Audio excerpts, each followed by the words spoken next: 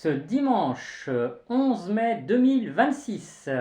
33e journée du championnat de France de Ligue 1 avec 9 matchs au programme. On commence tout de suite avec le premier match, Lens-Nantes.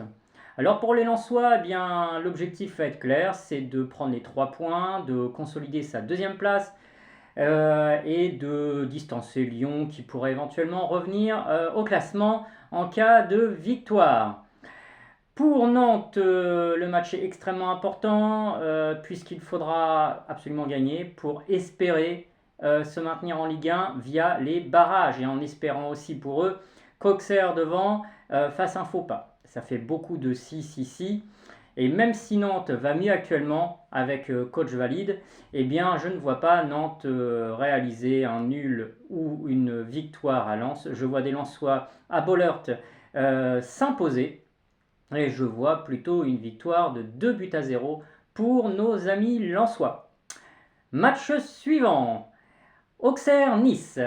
Alors, Auxerre-Nice, ça va être un match très compliqué à pronostiquer et un match aussi à enjeu parce qu'en fait, on est entre deux équipes qui clairement peuvent être barragistes, voire même pour Auxerre, encore se faire dépasser par Nantes qui est derrière et qui occupe la place de relégable, sachant que Metz est déjà relégué en Ligue 2.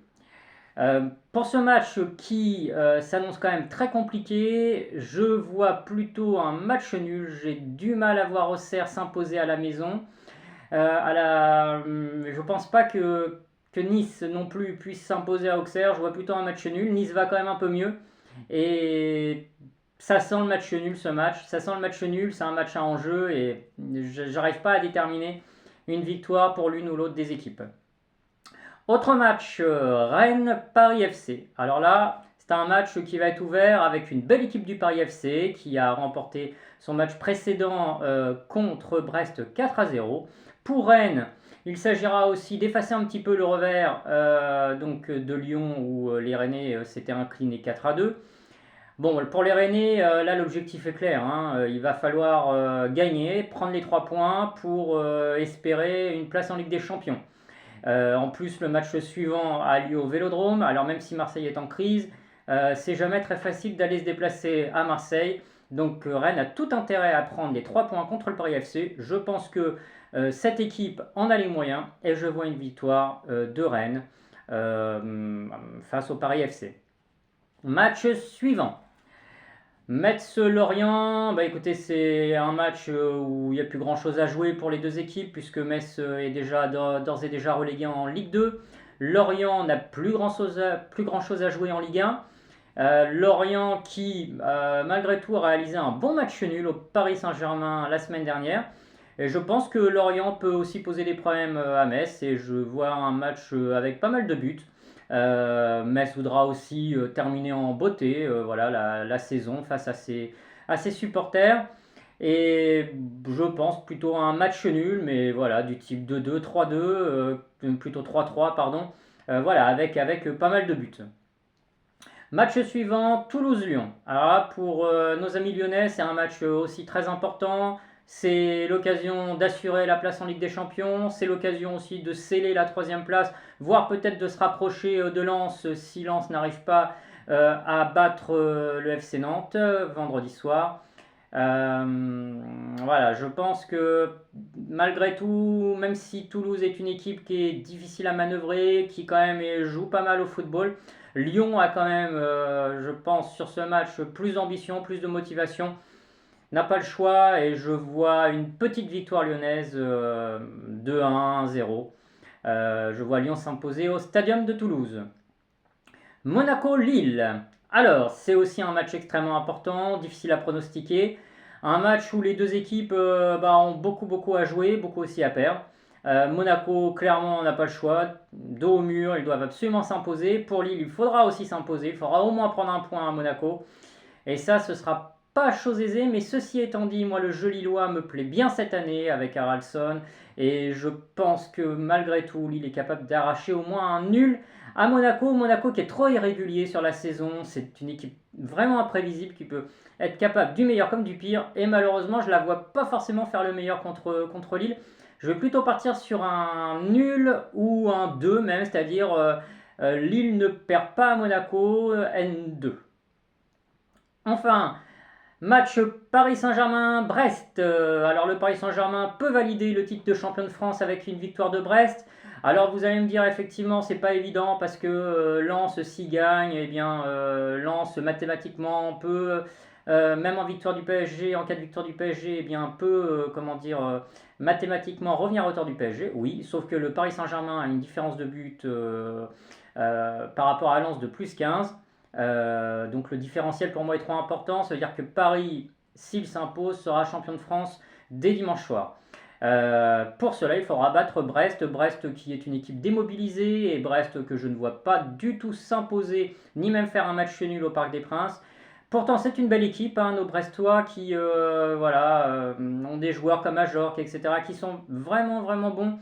Mais voilà, démobilisés, et je ne les vois pas du tout faire un résultat comme Lorient a pu le faire la semaine dernière au Parc des Princes. Je vois même une victoire parisienne dans l'euphorie de la qualification en finale de Ligue des Champions. Je vois plutôt Paris s'imposer 3-1, 4-1. Une belle victoire parisienne devant son public, même si le Paris Saint-Germain sera certainement remanié. Luis Enrique va certainement faire tourner, mettre Beraldo, Zabarni, Ramos qui étaient suspendus, et donc Zabarni et Ramos devraient débuter, et malgré tout avec Anguigli, et je vois quand même cette équipe du Paris Saint-Germain assurer et prendre les 3 points contre Brest, ces 3 points qui leur manquent avant de se déplacer à Lens, et puis avant aussi de se déplacer juste à côté au PFC, Paris FC, dans un match qui risque de ne pas être très facile non plus. Donc autant que Paris prenne les 3 points dès dimanche soir afin de s'assurer le titre de champion de France. Le Havre-Marseille, alors là c'est pareil, c'est un match hyper important pour les Marseillais. Pour les Havrais, il s'agira de récupérer, de grappiller encore quelques petits points, au moins un petit point, de façon à sceller définitivement les choses pour le maintien. Et puis pour même si cette équipe du Havre joue très bien et mérite complètement de sa place en Ligue 1 encore pour la saison prochaine. C'est une belle équipe quand même à avoir joué, difficile à manœuvrer.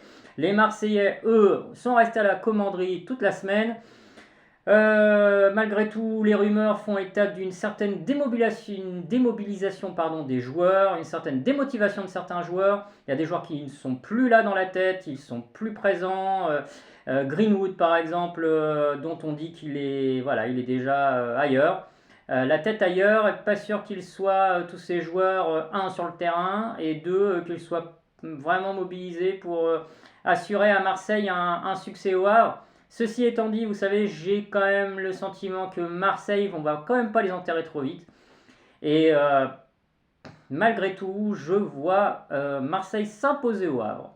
Ce qui pourrait paraître surprenant au vu de ce que je vous ai dit précédemment, mais je compte sur vraiment un sursaut d'orgueil de la part de l'équipe marseillaise, même si certains cadres seront laissés sur le banc par Habib Bey, parce que certains l'ont lâché, clairement, mais je vois cette équipe de Marseille se ressaisir. Qu'ils le fassent pour leurs supporters au moins, un peu de dignité, ça fera pas de mal.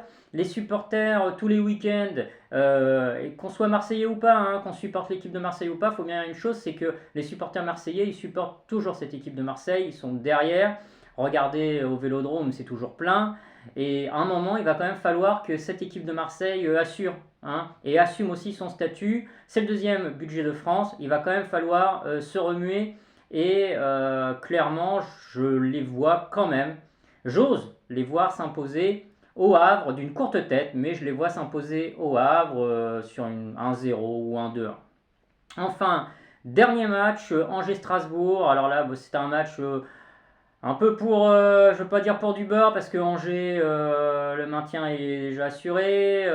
Mais je vois plutôt Angers clairement quand même s'imposer face à Strasbourg. Strasbourg qui va avoir du mal, je pense, à se remettre de sa demi-finale de Conference League. Perdu contre le Rayo Vallecano 1-0 à la maison. Ils n'ont pas montré un beau visage, on les a sentis bouillis, cuits, fatigués. J'ai l'impression que dans les têtes, ça ne va pas suivre. La deuxième partie de saison ne correspond pas aux attentes, ne correspond pas à la première partie de saison. Et même si cette équipe de Strasbourg, elle est belle à avoir joué, et il y a des beaux joueurs, Et ben malgré tout, Angers, je les vois s'imposer face à Strasbourg parce que j'ai peur que Strasbourg soit pas dans le match. Et puis malgré tout, Angers, bah, c'est une équipe aussi qui joue et qui est pas facile à manœuvrer. Donc je pronostique plutôt une victoire d'Angers face à Strasbourg. Voilà, bah écoutez, je vous souhaite de bons paris. Merci d'avoir suivi cette vidéo. Si vous avez aimé, bah, s'il vous plaît, likez le pouce et puis abonnez-vous à la chaîne s'il vous plaît, c'est gratuit pour du contenu football, pour du contenu pronostic, pour des contenus actualité, en espérant que cela puisse vous plaire. Merci beaucoup et à très bientôt les amis.